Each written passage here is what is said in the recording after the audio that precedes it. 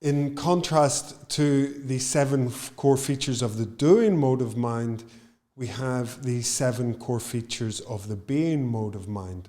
These would be exhibited through that archetypal image of the Buddha. So in the doing mode of mind, there's an automatic quality to the mind. It just comes on automatically. It's that default mode network that is just running on thoughts. In comparison, the being mode of mind is intentional, it's more purposeful, it works with sensations.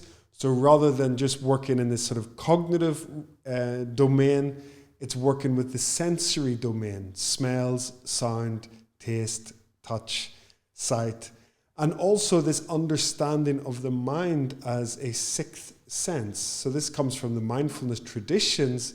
There is a perception of the mind as a 6th sense. Thoughts are to the mind what sounds are to the ears. That's something that you can reflect on. But it can be really useful to pay attention to the coming and going of our thought processes, much in the same way that we pay attention to sounds, smells, tastes, etc. Okay, so when we come into the present moment, there's an intentional quality, there's a wakeful quality, and there's a focus then on present moment sensory experience.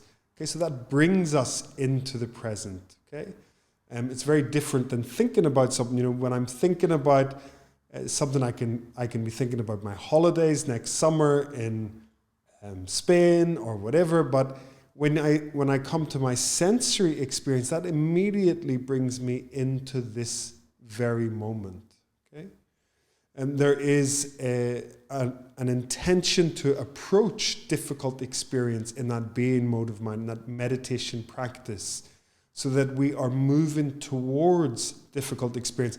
Now that can be paying attention to physical pain in the body, which is something that most of us meditation practitioners have to deal with at different times. And there can be where we would normally, let's say you have a pain in your shoulder, you might normally have a very avoidant response to that. Well, through meditation, we can begin to allow that pain to be there. We can become friendly with it. We can just give it a bit more space. And that is how we decrease the reactivity and the pain. While it may still be quite painful, it isn't causing us as much suffering. We're not as reactive to it. And that's a key piece of this mindfulness practice. That was the piece that John Kabat-Zinn seen and then brought into his pain management clinic in the MBSR, Mindfulness-Based Stress Reduction Program. So there is this approaching of difficulty, physical, emotional, cognitive, behavioral, whatever it might be. We are given some space for it to exist rather than our habitual reflexive patterns of avoidance.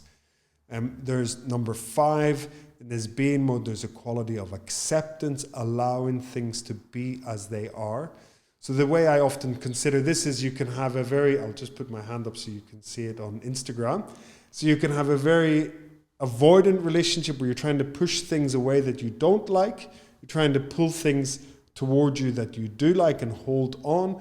But mindfulness teaches us more this open-handed gesture where you're just allowing things, pleasant, unpleasant, difficult, whatever it may be, to just rest within our awareness. And this is one of the things that we cultivate through a mindfulness practice. And that's why meditation is something that we try to do very regularly.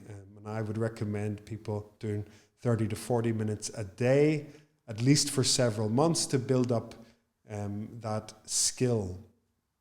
There is an understanding, number 6, that thoughts are processes and mental events. This is in contrast to the thoughts are real because I think them.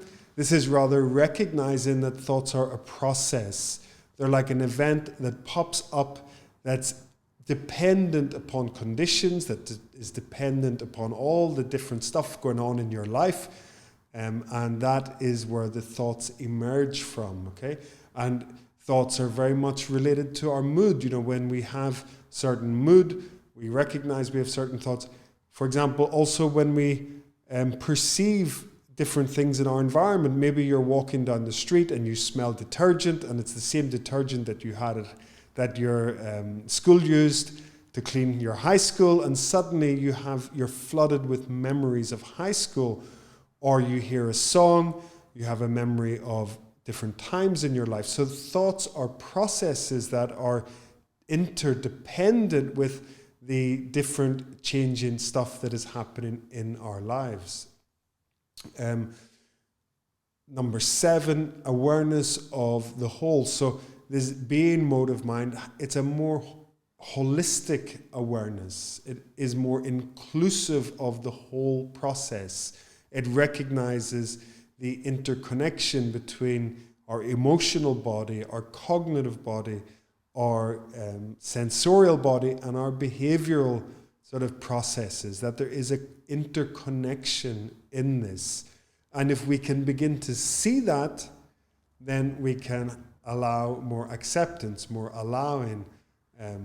We can allow thoughts to come and go without holding on to them too tight, and without having that same degree of reactivity that we would normally have. And that is the way that mindfulness can be this antidote to experiences such as depression, or disorders such as depression or anxiety, that instead of always being very reactive, through mindfulness training or meditation training, we can allow things to be as they are. And that is the magic of mindfulness.